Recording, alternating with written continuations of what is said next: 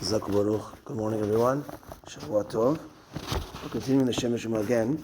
I skipped a few simanim because they're a little bit long, but Siman Yud, he speaks about something that we once spoke about when we learned the laws of Bishul Akum. So just to review and then get into his question here.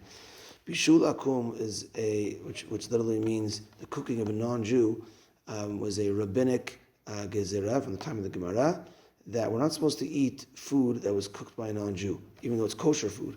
And the reason for it is because it could lead to chatnut, it could lead to intermarriage. So back in the day, especially, a person prepares a meal for you, there's a closeness that develops if you have from their food, and therefore it could lead to a stronger connection that we need to avoid. So there's two things though. There's two ways out, so to speak. If, let's say, the food that they prepare for you is something that it could have been eaten raw, so then really they didn't do much. Okay, they made it warm and hot, whatever, but I could have eaten this raw, so that they could prepare. Or if it's an item that's not oleh al shulchan melachim, it's an item that wouldn't go on a king's table, so it's like a cheaper item. So, okay, you made me a meal, but it's a cheaper item. A macaroni, whatever, nowadays I don't know what goes on King's, there's discussion, is Obama eating a burger, like at a ball game or something. So like, what are kings these days? What are, do they have royalty or not? But anyways, something that wouldn't go on a king's table, if they make you that, then it's not so chashuv, not so important, so they could make that type of thing. Those are the two caveats. Or, of course, if a Jew has involvement in the cooking, then even though the goy did most of the cooking, but if a Jew has some involvement in the cooking, then it's considered that the Jew did it. And on this, the truth is, Ashkenazim are more lenient than Sfaradim, where according to Ashkenazim, you just turn on the fire, and that's it. That's all the Jew needs to do. And then the goy could cook, and it's as if the Jew had involvement, and that's okay. According to Sfaradim, the Jew needs to have involvement in the cooking. So a little mix of the food, putting the food into the oven, some involvement in the actual cooking, and then that makes it that even though the goy cooked most of it, it's going to be you're allowed to eat it. Now there is leniencies to go according to the Ramah. Rabbi Yosef has a leniency, meaning nowadays a lot of the restaurants, if you're living in a predominantly Ashkenazi community, they go with the leniency of the Ramah, and they're not makpid to do what's called Bishul Israel lefi Sfaradim. And a lot of restaurants in Israel advertise that because there's a lot of Sfaradim there. Here, the minority, let's say. But nevertheless, there are leniencies to rely on.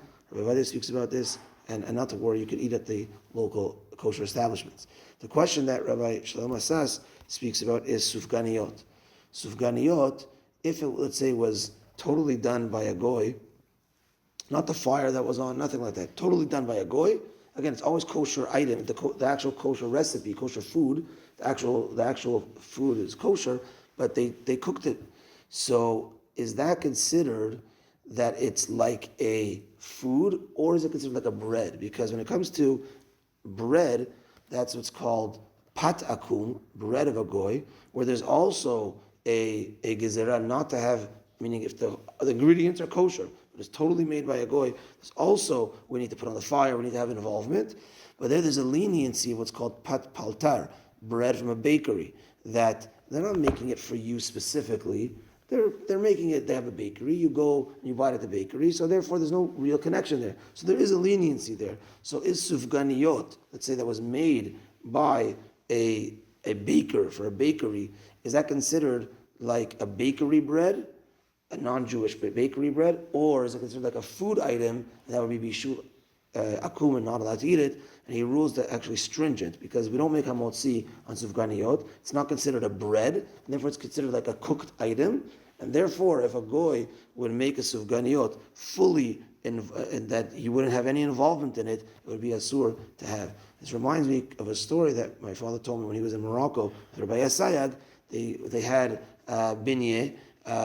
What's another names of it? There's binuelos in Sfinge. Thank you. All the names in Morocco. So like they know that the dough was just made of flour and water. They saw it there. The Moroccan lady. There's nothing else put in there, but they made sure to turn off the fire, put on the fire, did a little bit of a mix, get involved in it, and that's it.